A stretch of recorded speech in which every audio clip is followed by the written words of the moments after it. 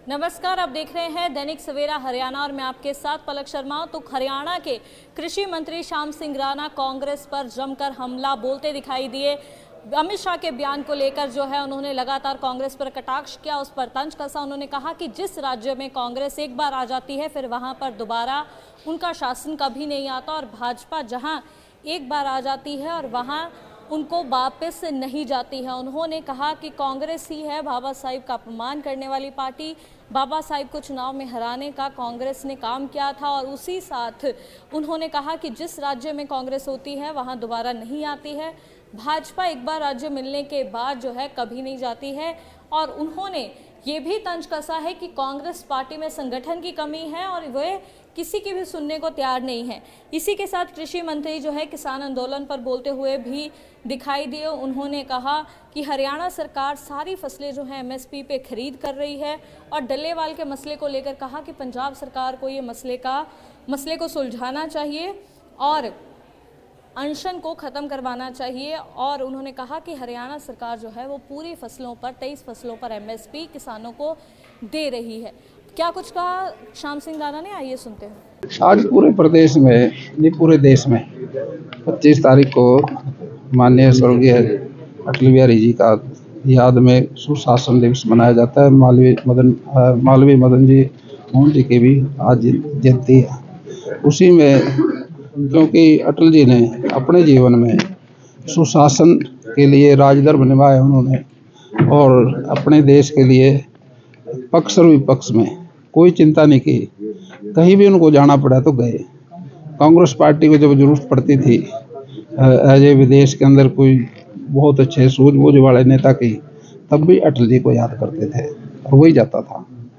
राष्ट्र के लिए उन्होंने काम किया। आज वही उसी दिन के लिए हम सब इकट्ठे होकर अटल जी का अनुसरण करें, इसलिए ये आज का दिन मनाया जा रहा है। एमएसपी गारंटी कानून को लेकर किसान आंदोलन कर रहे हैं। देखिए, हमारे प्रदेश के अंदर 24 फसलें हैं जो एमएसपी पे खरीदी जाती हैं। मैं समझता हूँ भाई किसान भाइयों की एक मांग थी भाई इसकी गारंटी दी जाए, तो हमारी सरकार ने, हमारे मुख्यमंत्री नायब सैनी जी वो भी किसान हैं, उन्होंने नोटिफिकेशन कर दिया, गारंटी दे दी।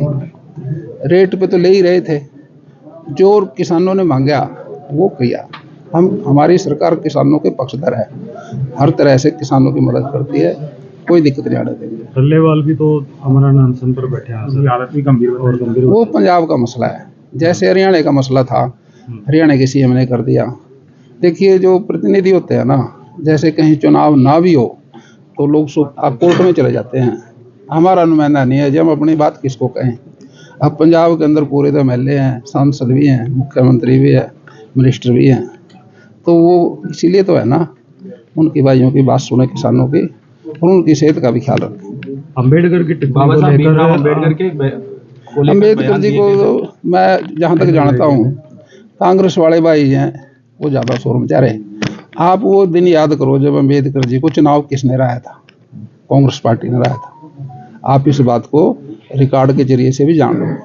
और भारतीय जनता पार्टी ने बाबा अम्बेडकर जी के लिए तो बहुत कुछ कर रही है।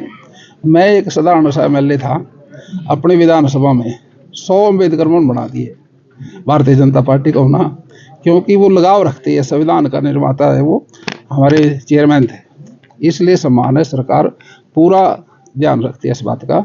लेकिन परिस्थितियाँ कई बार कोई बोलता है, वो क्या समझता है कोई, जैसे महात्मा बुद्ध अपना व्याख्यान करते थे शाम को सभा में, वो कहते हुए मैंने तो बड़ा भाषण दे दिया, पर लेकिन समझने वाले ने वही समझना जो उसने समझना। तो कांग्रेस ने क्या समझना, कांग्रेस तो वही समझेगी जो उसने समझना, वो अच्छी बात तो समझनेगी। इसलिए ऐसी कोई बात नहीं है।